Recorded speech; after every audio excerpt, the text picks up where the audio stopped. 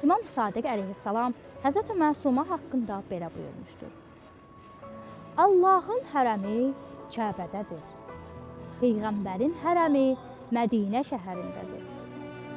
İmam Əlinin hərəmi Nəcəfdədir. Bizim hərəmimiz isə Qum şəhərindədir. Hər kim bizi ziyarət etmək istəsə, lakin buna nail olmasa, bizim nəslimizdən olan mənim nəvələrimdən Fatimə adlı bir nəfərin məzarı Qum şəhərində olacaq. Bu zaman onun məzarını ziyarət edin. İmam Sadiq əleyhissalam bu hədisi buyurduqda, nəinki Həzrəti Fatimə-i Məsumə, hətta atası İmam Musa Kazım əleyhissalam belə dünyaya gəlməmişdir. Bu hədis onu göstərir ki, xanım Fatimə-i Məsumənin məhz Qum şəhərində dəfn olunması ilahi bir